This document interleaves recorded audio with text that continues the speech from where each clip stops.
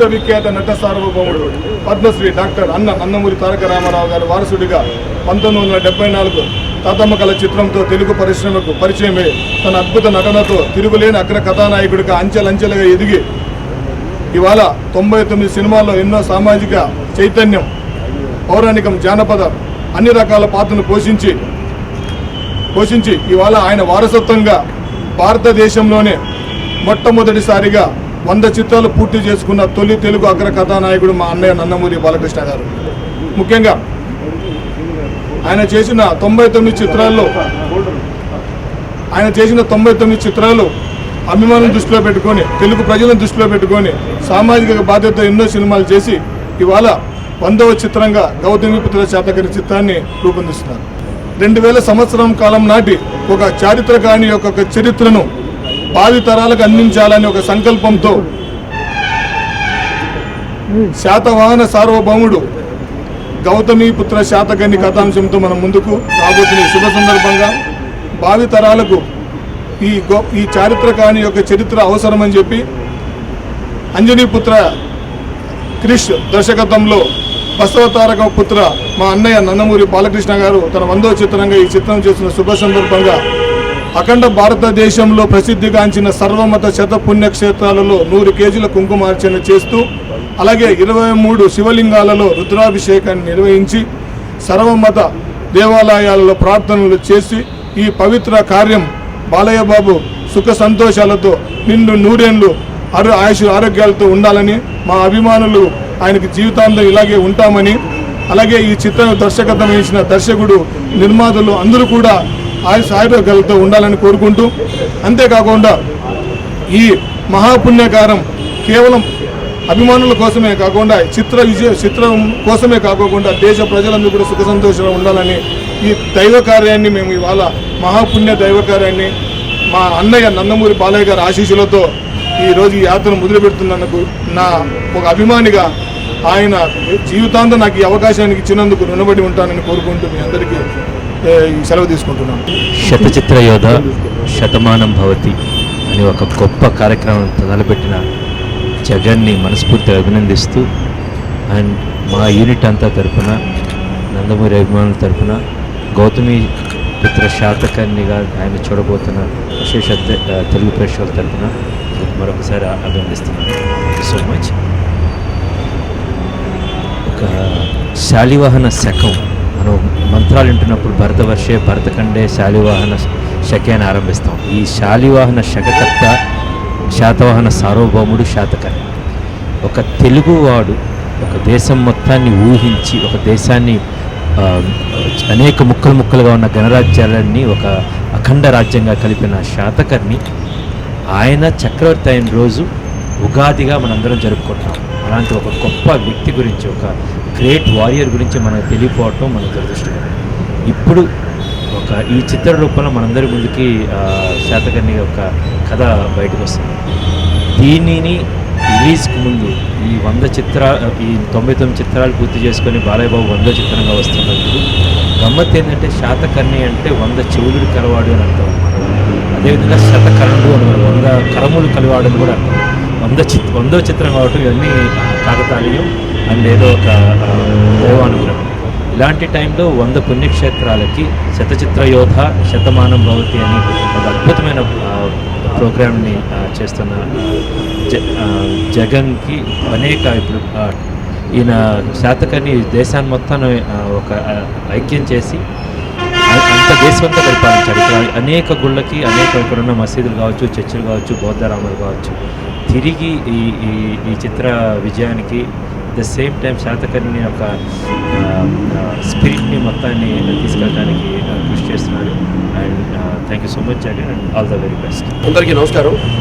ఇవాళ helping hands Anantapuram Jagan గారు, ఆయన సహచరులంతా కలిసి ఈ యొక్క భారతదేశపు శతపుణ్యక్షేత్ర చైత్ర యాత్ర గౌతమిపుత్ర శాతకర్ణి చిత్రం నా 100వ చిత్రం కావడం సందర్భంగా ఈ యొక్క బృహత్ కార్యక్రమాన్ని చేపట్టడం జరిగింది. అంటే మొత్తం అందరూ కలిసి ఇక్కడి నుంచి బయలుదేరి హైదరాబాద్ నుంచి ఇక్కడ అన్ని భారతదేశంలో ఉన్న అన్ని పుణ్యక్షేత్రాలు అంటే గుళ్ళు మసీదులు అలాగే చర్చిలు వాటి అన్నిటి కూడా సందర్శించి అక్కడ పూజా కార్యక్రమాలు నిర్వహించి అంటే ఈ నెల 19-20 వరకు అంటే అన్ని మొత్తం అష్టాదశ శక్తిపీఠాలు కావచ్చు, లేకపోతే మిగతా అన్ని ఈ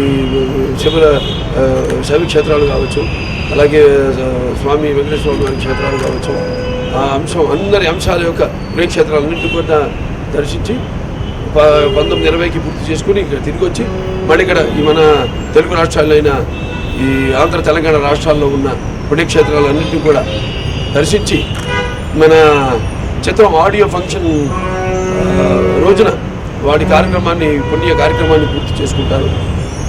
చాలా బృహత్ అంటే ఎంతో పవిత్రమైన ఎంతో మంచి కార్యక్రమం అయింది. ఎందుకంటే ఈ గౌతమిపుత్ర శాతకర్ణి అన్నది చాలామందికి దురదృష్టవశాత్తు ఆయన గురించి ఎంతోమందికి తెలియదు. ఏదో మనకి ఏదో వేరే రాజుల గురించి మాట్లాడుకుంటాం, కానీ మన శక పురుషుడు ఎవరితోనైతే ఈ శకం ప్రారంభమైందో ఈ ఉగాది పండుగ ఏదైతే మనం జరుపుకుంటున్నాం వివిధ రాష్ట్రాల్లో కూడా ఇప్పుడు మనం చూస్తే మన భారతదేశంలోనే కాదు విదేశాల్లో కూడా అక్కడ మారిషస్ కావచ్చు, లేకపోతే అక్కడ బాలీలో కావచ్చు, అక్కడ కూడా ఈ యొక్క పండుగని ఆయన పేరు ముందు తలుచుకుని ఉగాది పండుగ చేసుకోవడం జరుగుతుంది. అలాగే మరి వాళ్ళ మా చిత్ర నిర్మాతలు అటు రాజీవ్ రెడ్డి గారు, అలాగే సాయిబాబా గారు జాగరముడి, అలాగే మా చిత్రాన్ని సమర్పిస్తున్న బిపో శ్రీనివాస్ గారు అయితేనేమి, వాళ్ళందరూ ముందుగా వచ్చి, అలాగే మా దర్శకుడు కృషి గారు వచ్చి చిత్రం ఇట్లా నిర్మాణం తలపెట్టామన్నప్పుడు ఇదంతా ఒక దైవ ప్రేరణగా ఇది. ఎందుకంటే ఎవరికి ఇప్పటిదాకా తట్టని ఓ పాత్ర, ఎవరికి ఎక్కువగా తెలియని పాత్ర ఈ యొక్క పాత్ర శకపురుషుడు గౌతమిపుత్ర శాతకర్ణి గురించి ఎవరైతే తన తల్లి పేరుని తన ఇంటి పేరుగా పెట్టుకున్నాడో ఆ తర్వాత వరుస క్రమంలో అతని తర్వాత అతని వారసులంతా కూడా వాళ్ళ తల్లుల పేర్లు పెట్టుకోవడం జరిగింది.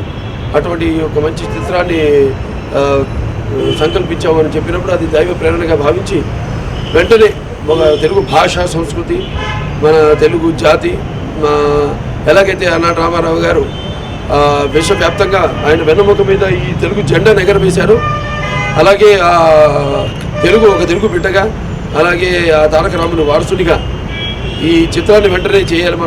మన తెలియని కథని తెలుసుకోవాల్సిన ఎంతో అత్యవసరమైన తెలుసుకోవాల్సిన కథని అందరికీ తెలియజేయవలసిన ఒక తరుణం ఆసన్నమైంది.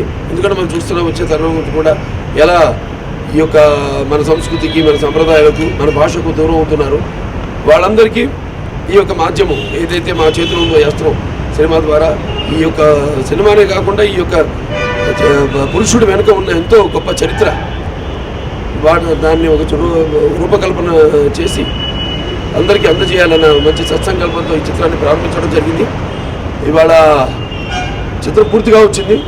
అందరూ ఎంతగానో ఎదురు చూస్తున్నారు, మేము కూడా ఎంతగానో ఎదురు చూస్తున్నాం. సినిమాని అతి త్వరలో పూర్తి చేసుకుని మీకు కూడా అందించాలని సంక్రాంతికి చిత్రాన్ని విడుదల చేయడానికి అన్ని సన్నాహాలు చేస్తున్నాము. మిగిలింది ఒక పాట మిగిలింది.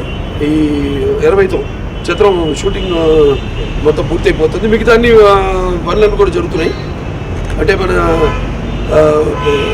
దాశరథి గారు ఒక మాట అన్నారు, కనిపించిన భూగర్భంలో దాచిన బడబాలనమెంతో నల్లని ఆకాశంలో కానరాని భాస్కరులు ఎందరో అని. అలాగే ఈ యొక్క గౌతమిపుత్ర శాతకర్ణి చిత్రం కూడా ఒక కానరాని భాస్కరుని ఒక కథ గౌతమిపుత్ర శాతకర్ణి. వెళ్ళిన వాళ్ళందరూ కూడా ఎంతో మంచి కార్యక్రమాలు చేపట్టాం కాబట్టి తప్పకుండా ఈ యొక్క చిత్రం మొదటి నుంచి మొదలుపెట్టిన దగ్గర నుంచి కూడా చిత్రంలో అన్నీ కూడా మనకి అలా అన్నీ సమకూరాయి. చిత్రం ఏదో దైవ ప్రేరణగా మేము ఏదనుకుంటే అది జరుగుతూ ఆ భగవంతుడు ఆశీస్సుడు గారిని భావిస్తాం. ఇంత మంచి చిత్రాన్ని తలపెట్టినందుకు మరొకసారి ఈ యొక్క అద్భుతమైన చిత్రాన్ని మీకు అందించడానికి అంటే బిహైండ్ ద స్క్రీన్ కారకులైన మా నిర్మాతలు సాయిబాబా గారికి, జాగరణపూడి సాయిబాబా గారికి, అలాగే రాజీవ్ రెడ్డి గారికి, అలాగే ఈ చిత్రాన్ని సమర్పిస్తున్న బిపో శ్రీనివాస్ గారికి, అలాగే మా చిత్ర దర్శకులు కృష్ గారికి ఈ సందర్భంగా నా అభినందన తెలియజేసుకుంటూ, అలాగే ఈ చిత్రం ఏదైతే మీరు ఊహించుకుంటున్నారో చిత్రం అంటే ఇది ఒక తెలియని కథ కాబట్టి మీ ఊహల్ని మించి ఉంటుంది ఈ చిత్రం. ఎందుకంటే ఎంతోమంది వచ్చారు చరిత్రకారులు, అందరినీ రికార్డ్ చేశారు. శేషదేవరాయలను, లేకపోతే అశోకుడను, చంద్రగుప్తుడను ఇవన్నీ చేస్తున్నారు. కానీ మన దురదృష్టంతో నేను చెప్పినట్టు ఈయన గురించి చాలా తక్కువ తెలుసు మనకి. అటువంటిది ఎంతోమందిని సలహాలు తీసుకుని, ఎందుకంటే ఎంతోమంది అనుభజ్ఞులు మన ఆయన కాలం చేశారు. ఆయన శాస్త్రి గారు, ఆయన పరబ్రహ్మ శాస్త్రి గారు ఆయన పరమపదించారు. ఆయన మొన్ననే 2-3 నెలల క్రితం ఆయన మొదటి శాతవాహనులు తెలుగు వారు అని రుజువు చేసింది ఆయన. అలాగే ఆయన రుద్రమదేవి మీద కూడా ఎన్నో రీసెర్చ్లు చేయడం జరిగింది. అలాగే ఎంతోమంది అలాంటి పండితులు అన్ని డిపార్ట్మెంట్స్ నుంచి, ఆర్కియాలజీ కానివ్వండి, ఆర్కైవ్స్, వాళ్ళందరినీ కూడా వాళ్ళందరి సలహాల మేరకు ఈ సినిమా నుంచో చక్కగా మీకు అందించాలన్న మా ఈ యొక్క ప్రయత్నాన్ని తప్పకుండా భగవంతుడు ఆశీస్సులు ఉంటాయని, చిత్రం మీరు అనుకుంటున్న రేంజ్కి, మీరు ఏదైతే ఊహించుకుంటున్నారో రేంజ్కి తప్పకుండా ఉంటుందని ఈ సందర్భంగా తెలియజేసుకుంటూ సెలవు తీసుకుంటున్నాను. ఈ యొక్క కార్యక్రమానికి రథసారథి అయిన అనంతపురం జగన్ గారికి నా అభినందనలు తెలియజేసుకుంటున్నాను. ఈ కార్యక్రమమే కాదు, అది ఎటువంటి కార్యక్రమం అయినా ఎన్పికే హెల్పింగ్ హ్యాండ్స్ అనే పేరుతో, ఆ స్వచ్ఛందమైన సంస్థ పేరుతో వాళ్ళు సొంతంగా డబ్బులు వేసుకుని ఎవరి దగ్గర నుంచి విరాళాలు స్వచ్ఛందంగా ఇచ్చేవాళ్ళు.